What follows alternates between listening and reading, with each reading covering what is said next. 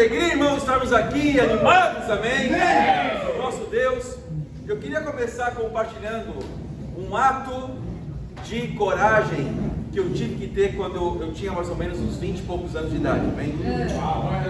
Até botar meu óculos aqui.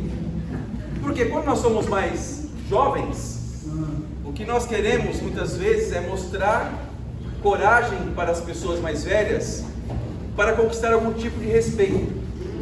Então nós temos muitas necessidades quando nós somos jovens. Precisamos mostrar algo para alguém, para nós nos autoafirmarmos, né? Então, quando eu estou com alguns de vocês, acho que todos aqui são mais jovens que eu, né? Então, estou falando dos homens, mulheres também, amém?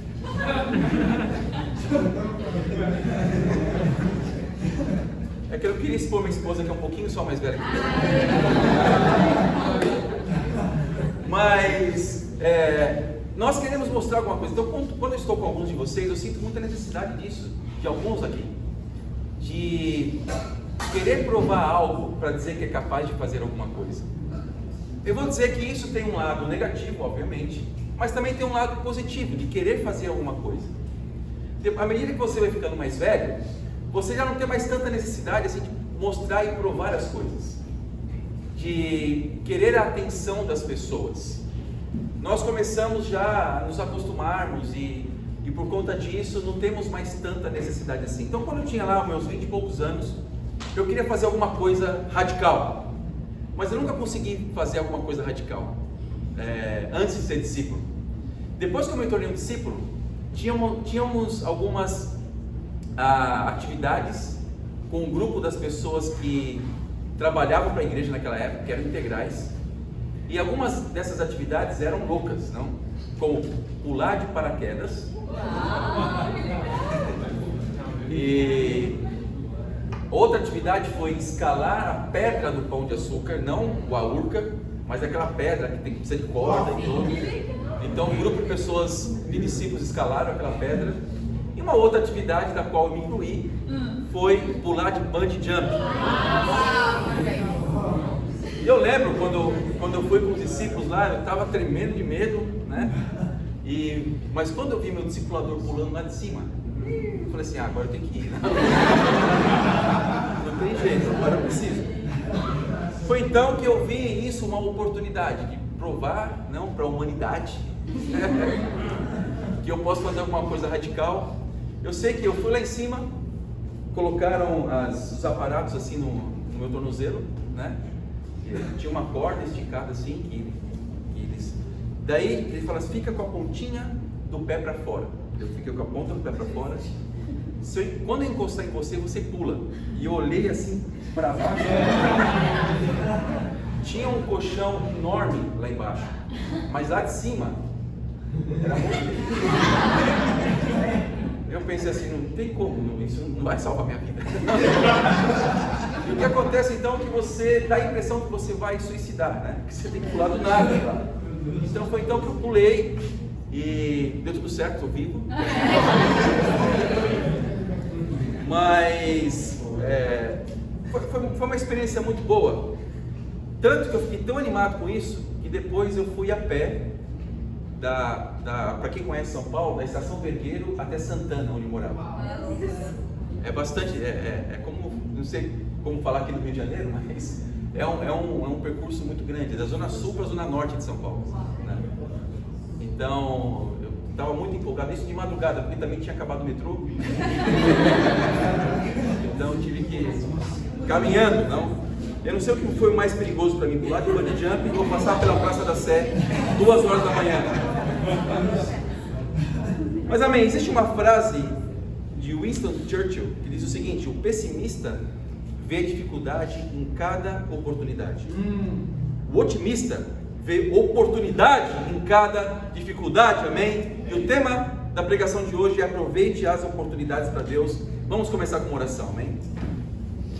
Deus Pai, muito obrigado pelo seu amor, esteja conosco, anima-nos agora, Pai, nos encha de ânimo, Pai eterno, para aproveitarmos cada oportunidade do Senhor, Pai, aproveitarmos ao máximo cada oportunidade, Pai eterno. Muito obrigado. A cada dia que nós acordamos, Deus, nós vemos um dia cheio de oportunidades, porque é um dia muitas vezes cheio de tentações, cheio de situações para serem resolvidas. Em cada uma delas, Pai, o Senhor nos dá a oportunidade para sermos exemplos vivos do Senhor, Pai, remando contra a maré, Pai, contra a correnteza desse mundo, Pai, que quer nos levar para a destruição eterna. Obrigado, Pai, por salvar cada um de nós, Pai eterno, por nos dar sempre oportunidades, que possamos aproveitar elas, Pai, aproveitá-las para que o Senhor seja honrado. Obrigado por tudo, em nome de Jesus que oramos e agradecemos. Amém. Amém. Efésios capítulo 5, versículo 15. Vamos lá. Aproveite as oportunidades para Deus. Seja corajoso, amém? Efésios 5, capítulo 15. Aliás, capítulo 5, versículo 15. Diz assim: tenham cuidado com a maneira como vocês vivem, que não seja como insensatos, mas como sábios, aproveitando ao máximo cada oportunidade, porque os dias são maus. Portanto, não sejam insensatos, mas procurem compreender qual é a vontade do Senhor. Irmãos, quanta coisa nós podemos tirar desses poucos versículos, desses 3 versículos aqui? Muitas coisas. Primeira coisa, Deus fala para nós não agirmos como insensatos, ou seja, pessoas bobas, pessoas tolas, que fazem as coisas de acordo com seus desejos pecaminosos. Esse é o insensato, aquele que quer viver a sua vida do seu jeito. O insensato é a pessoa orgulhosa, é a pessoa que não busca saber qual é a vontade de Deus para a sua própria vida, é a pessoa que não busca a espiritualidade. Insensato é aquele que não se preocupa com a vida eterna, aquele que não se preocupa com o dia da sua morte, com o dia final, aquele que não se preocupa com o julgamento de Deus. Esse é o insensato, aquele que vive a vida do seu jeito, e é contra isso que nós lutamos, amém? E é para isso que serve a nossa fé, não vivermos como insensatos, mas como sábios. O que é sabedoria? A sabedoria não é somente conhecimento, nem somente experiência de vida. A sabedoria é o próprio Deus, amém? É a sabedoria que o Espírito Santo dá para cada um de nós. A sabedoria é o conhecimento espiritual das coisas, é o quanto nós nos enchemos de coisas que têm valor para Deus, mais do que coisas que têm valor para o mundo. Isso é sabedoria. Uma pessoa de 22 anos, como eu na época, quando eu fui batizado, pode ter mais sabedoria do que um senhor de 80 anos, se entrega sua vida a Deus. A sabedoria não tem nada a ver com a idade, não tem nada a ver com experiência. Existem pessoas que têm 70 anos, 80 anos, estão presas por pedofilia, por corrupção, não, porque não foram sábias. Tem pessoas que têm muito mais idade, mas não têm sabedoria do que alguns de nós aqui, por seguirmos a palavra de Deus, porque a sabedoria não vem de nós, não vem da idade, a sabedoria vem do Espírito Santo de Deus, amém? Depois de nós podemos ver aqui, aproveitando cada oportunidade, mas tem uma palavrinha especial aqui, ao máximo. O que significa ao máximo? Então você pode jogar vôlei, mas você pode jogar vôlei ao máximo, amém? Amém. Você pode jogar futebol, mas você pode jogar futebol ao máximo, que é diferente. Então esse ao máximo é dar todo o coração, amém? Amém. Ao máximo não é, que legal, eu estou aqui, se Deus quiser, nós vamos ver batismos na igreja. Deus quer que haja batismos, Deus quer salvar nossos parentes, Deus quer salvar nossos amigos, nossos colegas de sala de aula, Deus quer, mas às vezes nós temos pensamentos religiosos. Então quando a Bíblia fala aqui, quando Paulo fala, aproveite ao máximo a oportunidade, é para darmos todo o coração, amém? Amém. É para darmos o nosso melhor para Deus, e enxergar as situações, mesmo que sejam ruins, como oportunidades. Por quê? Porque, meu amigo, os dias são maus. Não tenhamos expectativas nesse mundo. Os dias são maus.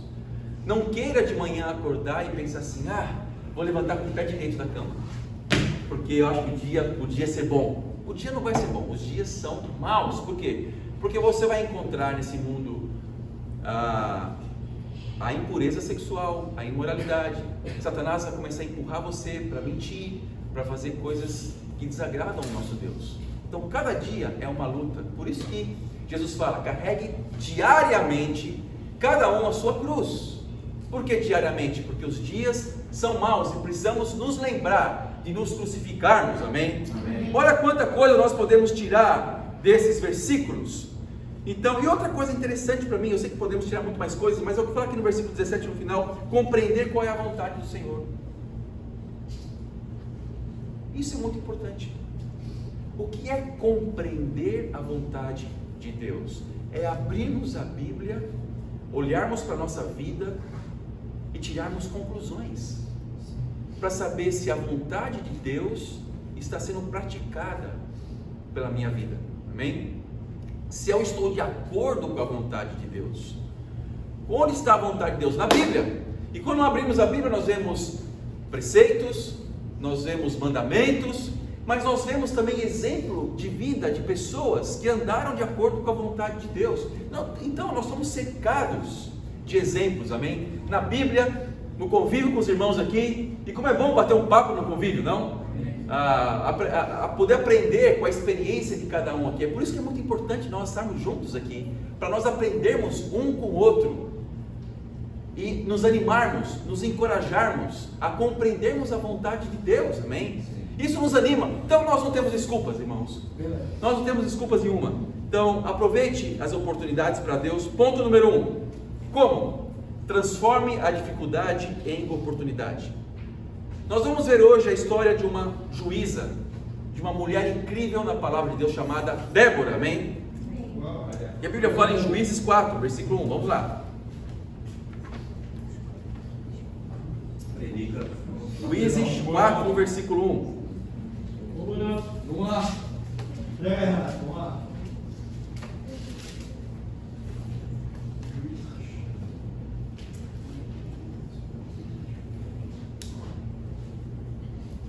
Todo mundo lá? Depois da morte de Eude, mais uma vez os israelitas fizeram o que o Senhor reprova. Assim o Senhor os entregou nas mãos de Jabim, rei de Canaã, que reinava em Hazor. O comandante do seu exército era Sísera, que habitava em Arosete-Agoim. Os israelitas clamaram ao Senhor porque Jabim, que tinha 900 carros de ferro, e os havia oprimido cruelmente durante 20 anos. O que nós vemos aqui? Nós vemos depois que Eude morreu, que foi um libertador de Israel. Acho que alguns aqui lembram da história de Eude, né? Que ele acabou matando o rei Eglon, e por causa disso o povo teve um período extenso, grande, de libertação. Mas depois que Eude morre, o que acontece é que o povo voltou a pecar novamente, e novamente estava sendo oprimido aqui. Versículo 6. Débora, uma profetisa, mulher de Lapidote, liderava Israel naquela época. Ela se sentava debaixo da tamareira de Débora, entre Ramá e Betel, nos montes de Efraim, e os israelitas a procuravam para que ela decidisse as suas questões. Débora mandou chamar Baraque, filho de Abinoão, de Quedes, em Naphtali, e lhe disse: o Senhor, o Deus de Israel, lhe ordena que reúna 10.000 homens de Naphtali e Zebulon, e vá ao monte Tabor. Ele fará que Sísera, o comandante do exército de Jabim, vá atacá-lo com seus carros de guerra e tropas, junto ao rio Quizon, e os entregará em suas mãos. Baraque disse a ela, versículo 8: se você for comigo, irei, mas se não for, não irei. Respondeu Débora: está bem, irei com você, mas saiba que por causa do seu modo de agir, a honra não será sua, porque o Senhor entregará Sísera nas mãos de uma mulher. Então Débora foi a Quedes com Baraque, onde ele convocou Zebulon e Naphtali. 10.000 homens o seguiram, e Débora também foi com ele. Imagina só, irmãos, 20 anos de opressão. Por quê? Porque os israelitas fizeram o que o Senhor reprova. Surge então uma mulher corajosa, que viu uma oportunidade na dificuldade. Assim surgem as pessoas corajosas, amém? Pessoas que veem oportunidades nas dificuldades. Não são pessoas que ficam meditando na sua vida, se desanimando, não, sei lá, fica em casa debaixo, agora está muito frio aqui no Rio de Janeiro, né? Está frio demais aqui. Então que fica em casa debaixo do cobertor, né? E fica ali depressivo, não é. Mas quando vem a dificuldade, Deus está dando uma oportunidade para cada um de nós sermos corajosos. E ela animou quem? Animou Baraque a derrotar o comandante do exército inimigo, que era Sísera. Baraque ficou com medo, então Débora disse que a honra seria para uma mulher e não para ele. Ou seja, a honra vai para as pessoas corajosas. Amém?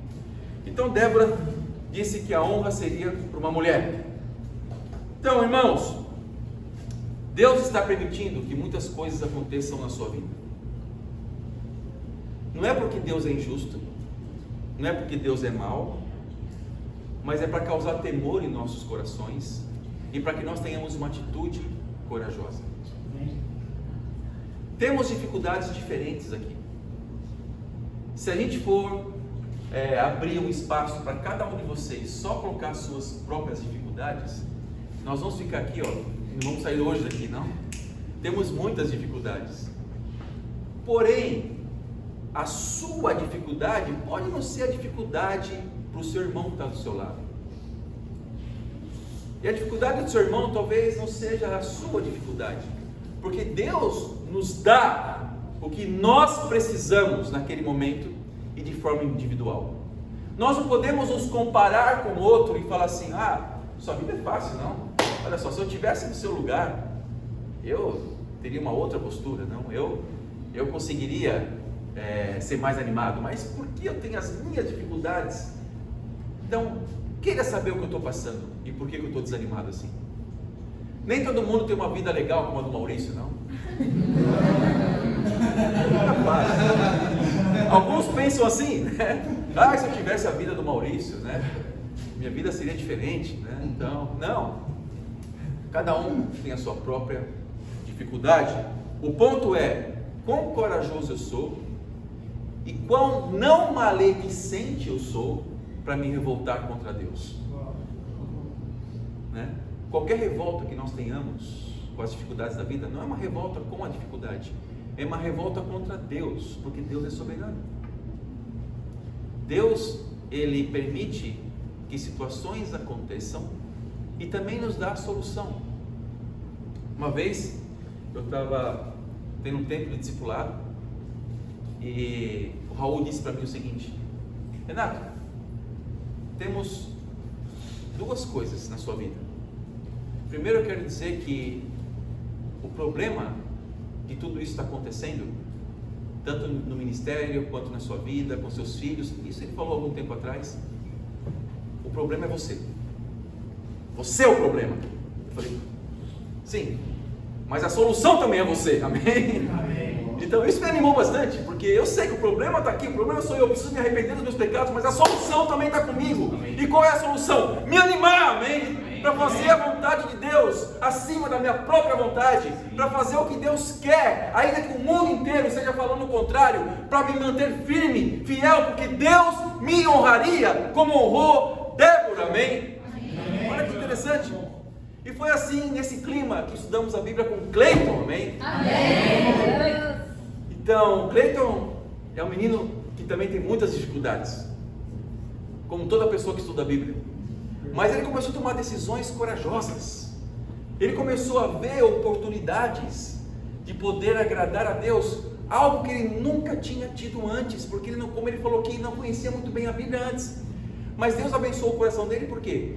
Porque ele acreditava e estava buscando algo espiritual. Ele acreditava em Deus. Daí Deus colocou mensageiros, amém? Para convidar o Cleiton.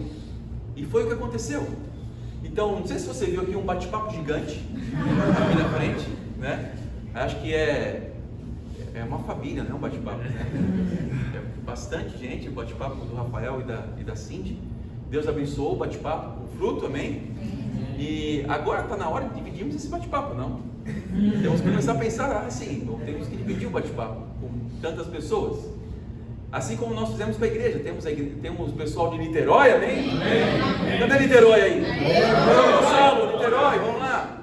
E tem um pessoal aqui do Rio de Janeiro também. Todos estão animados por nosso Deus, amém? Todos nós. E logo, logo nós vamos ter um grupo lá na Zona Sul também. Vamos beber. E precisamos ter um grupo grande na Zona Norte do Rio de Janeiro. Esses dias eu estava olhando o mapa do Rio de Janeiro. Eu falei assim, Rio de Janeiro, no norte, uau, que grande, né? Estende por toda a Baixada ali, Rio de Janeiro é enorme, né? Ou seja, Cleiton tomou uma decisão, foi batizado, amém? Cleiton, ele mora na Mangueira, amém? É incrível. Então, Deus tem nos dado oportunidades no meio das dificuldades, amém? Isso é incrível. Ponto número 2, aproveite ao máximo as oportunidades, seja radical na oportunidade. Seja radical. O que é ser radical? Não é necessariamente ser uma pessoa louca que faz tolices. Vamos ser radical, ok? Vamos, sei lá, vamos pular da pedra do Pão de Açúcar. Vamos ser radical. Não é isso. Isso é radicalismo? Não. Radical é ser profundo com as situações. Tanto que a palavra radical vem de raiz, profundidade. É não levar as coisas de forma superficial. É começar a ter um olhar espiritual para tudo. Tudo o que acontece, não somente Deus quer nos ensinar, mas Deus quer que sejamos profundos com esses ensinamentos, amém? Vamos continuar em Juízes 4, versículo 11. Juízes 4, versículo 11. Ora, o queneu Eber se havia separado dos outros queneus, descendentes de Obabe, sogro de Moisés, e tinha armado sua tenda junto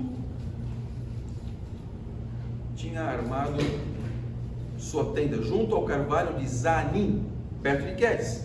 Quando disseram a Sísera que Baraque, filho de Abinoão, tinha subido o monte Tabor, Sísera reuniu seus 900 carros de ferro e todos os seus soldados de Arosete-Agoim ao rio Quizon. E Débora disse também a Baraque: vá, esse é o dia em que o Senhor entregou Sísera em suas mãos, o Senhor está indo à sua frente. Olha que mulher cheia de fé, não? Então Baraque desceu o monte Tabor, seguido por 10.000 homens. Diante do avanço de Baraque, o Senhor derrotou Sísera e todos os seus carros de guerra e o seu exército ao fio da espada.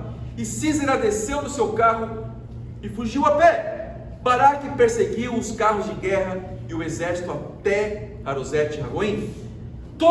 Veja bem, todo o exército de Sísera caiu ao fio da espada, não sobrou um só homem. Sísera, porém, fugiu a pé para a tenda de Jael, mulher do queneu Eber, pois havia paz entre Jabim. Jabim era o rei inimigo de Israel, rei de Azor, e o clã queneu Eber. Jael saiu ao encontro de Sísera e o convidou: venha, entre na minha tenda, meu senhor, não tenha medo. Ele entrou e ela o cobriu com um pano. Estou com sede, disse ele, por favor, dê-me um pouco de água. Ela abriu uma vasilha de leite feita de couro, deu-lhe de beber e tornou a cobri-lo. E Sísera disse à mulher: fique à entrada da tenda, se alguém passar e perguntar se há alguém aqui, responda que não. Entretanto, Jael, mais uma mulher também, mulher de Eber, apanhou uma estaca da tenda e um martelo e aproximou-se silenciosamente enquanto ele, exausto, dormia um sono profundo, e cravou-lhe a estaca na têmpora até penetrar o chão, e ele morreu. Isso é radical? É assim que essa mulher via, amém, as coisas. Quando ela se determinava a fazer a vontade de Deus, ela era radical, amém? Cravou até chegar no chão. Não foi uma batidinha, não, era... Imagina, Baraque passou à procura de Císera, e Jael saiu ao seu encontro. Venha, disse ela, eu lhe mostrarei o homem que você está procurando. E entrando ele na tenda, viu ali caído Císera, morto, com a estaca atravessada nas têmporas. Têmporas aqui, não. Imagina, para você bater aqui e ir até o chão, a pancada, meu amigo, foi forte, né? Naquele dia, versículo 23, Deus subjugou Jabim, o rei cananeu, perante os israelitas. E os israelitas atacaram cada vez mais a Jabim, o rei cananeu, até que eles o destruíram. Amém? Se você agora mesmo está indignado com Deus, achando que Deus fez aqui foi uma tremenda injustiça, achando que isso aqui foi terrível, não? Se você agora mesmo está indignado com a situação, achando que poderia ser resolvido de outro jeito, é porque você não conhece Deus. Você não conhece Deus, o Deus da Bíblia. Talvez a cultura de quem é Deus para você seja aquele velhinho quase cego atrás das nuvens, não? Que releva as coisas que as pessoas fazem e é complacente com o pecado das pessoas. Essa é uma história absurda sob o ponto de vista humanista. Mas para seguirmos a Deus, temos que deixar o humanismo de lado e sermos radicais, como Deus é radical. Obviamente, nós estamos na era de Jesus agora, onde reina o amor, mas o nosso Deus, para aquela época, tinha que fazer o que era necessário. Porque a única coisa que Deus fez com Císera foi abreviar o tempo dele aqui na terra. De qualquer jeito, ele não seria salvo, do mesmo jeito. É só uma questão de tempo. Então, Deus permite que catástrofes aconteçam, porque quer salvar as crianças quando, infelizmente, crianças morrem. Ou está abreviando o tempo de quem ele já vê que não tem mais salvação. Eu não quero acreditar que nosso Deus é um Deus injusto, é um Deus cruel, porque não é. Eu quero acreditar que nosso Deus é um Deus de amor e que Ele sabe o que as pessoas precisam para levarem a sério as coisas. Amém. Essa história não pode causar revolta no nosso coração, mas tem que causar seriedade. Amém? Amém. Deus não é cruel. Essa história nada mais é do que o retrato de quem realmente Deus é e a forma com a qual Ele lida com o pecado, a forma com a qual Ele lida com pessoas que se opõem a Ele. Ele lida desse jeito. O que Ele é capaz de fazer para as pessoas, por pessoas que estão arrependidas? Não. Deus é incrível. Ele faz coisas radicais por nós e quer que nós tenhamos uma atitude radical contra o pecado. Obviamente, lendo essa história, hoje nos inspira a não pegarmos uma estaca e sairmos matando as pessoas por aí, não? Mas isso aqui nos inspira a quê? Ainda bem, eu já vi alguns aqui já animados para isso.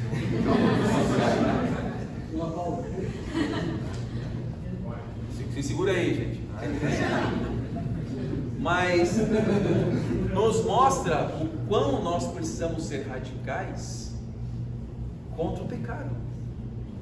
Nós temos que matar o pecado de uma forma radical, porque se não for assim, se nós cuidarmos do pecado como se fosse uma coisinha de estimação, e quando alguém vier querer lidar com coisas do nosso coração, a gente começar a ser defensivo, não, nós não vamos ter vitórias espirituais. A pergunta que eu faço para cada um de nós hoje: quando alguém fala a verdade para você, que você está sendo impuro, imoral, você se sente desconfortável, mas você muda o coração ou fica crítico com essa pessoa? Quando alguém fala para você do seu orgulho, se você não lê a Bíblia, você já não é uma pessoa espiritual. Quantas vezes você lê a Bíblia na semana? Você acredita que a Bíblia é a palavra de Deus? Isso a maioria das pessoas acredita. E quantas vezes você lê a Bíblia para deixar a Bíblia falar mais alto do que você pensa sobre as coisas? Se você não faz isso, está sendo extremamente orgulhoso, porque está trazendo a sua experiência de vida como sendo mais importante do que a palavra de Deus que deu a vida às pessoas. Você lê a Bíblia todos os dias? E mais, você busca com todo o coração praticar a Bíblia? Sabe qual a maior desculpa para as pessoas não praticarem a Bíblia? A Bíblia é muito confusa. Se eu for praticar tudo que está ali, não vai ser possível. Não é verdade? Eu pensava assim antes. Eu pensava que uma das maiores desculpas para eu não ler a Bíblia e não praticar a Bíblia é pensar assim: tem tantos mandamentos, tantas coisas na Bíblia que, sabe, ler ou não ler vai dar a mesma coisa, porque eu não vou conseguir praticar tudo. É assim que eu pensava. Mas quando nós lemos a Bíblia, algo sobrenatural acontece. Se nós temos o coração de querer praticá-lo, mesmo não conseguindo praticar tudo. Uma coisa é você não praticar porque você não lê a Bíblia e dá essa desculpa. Outra coisa é muitas vezes nós não conseguimos, mas estarmos ali lutando, amém? Lutando para praticar a Bíblia. Assim é um discípulo de Jesus. Um discípulo de Jesus não é igual a Jesus, não é igual, mas aquele que busca com todo o coração, de forma radical, profunda, imitar Jesus Cristo. Amém. Essa é a diferença. Então, quando eu leio a Bíblia, eu vejo tantas coisas na palavra de Deus, eu enxergo tanto no meu coração, eu vejo o quanto eu preciso me arrepender, mas é que eu preciso, em vez de eu me desanimar, eu vejo isso como uma oportunidade para fazer a vontade de Deus, ainda sendo tão falho. Mas eu não vou deixar de ler a Bíblia só porque a Bíblia me fala a verdade, e muitas verdades. Hoje eu estou lutando, ainda que eu não consiga a vitória, mas eu estou lutando, um dia ter a vitória, amém? Para alguns é uma dificuldade tremenda sair do vício da masturbação, por exemplo. A masturbação chega a ser doentia para algumas pessoas, porque virou um vício, virou algo que as pessoas não conseguem deixar. Por quê? A pornografia. Pornografia está muito fácil hoje em dia.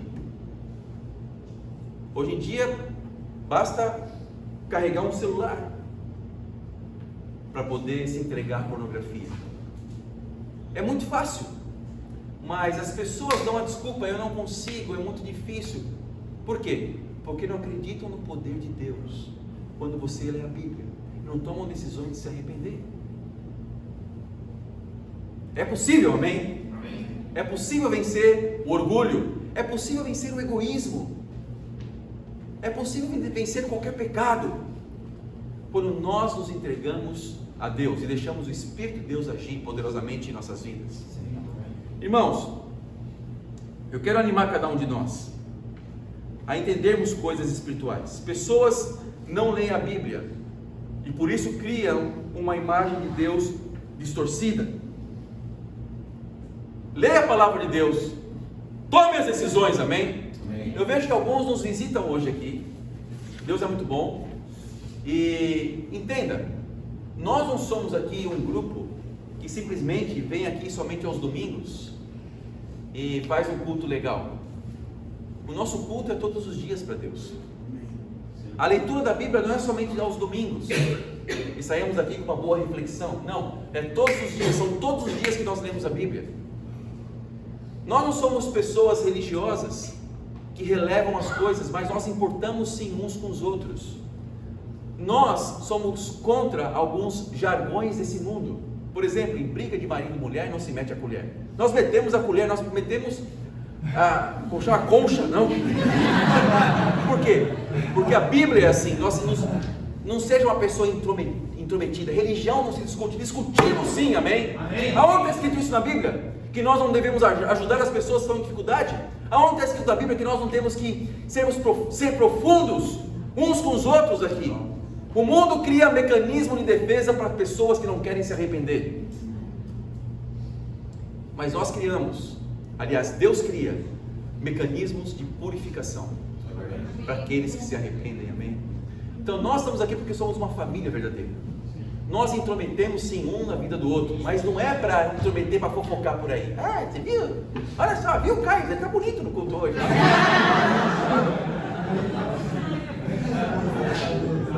Sim, isso é uma coisa positiva, mas às vezes pode ser algo negativo. Ah, você viu isso? Você viu aquilo? Né? Não, nós estamos aqui não é para fofocar. Nós estamos aqui, irmãos, é para ajudar um ao outro. É para ajudar o outro a ser espiritual cada vez mais parecido com Jesus. Isso chama-se discipulado.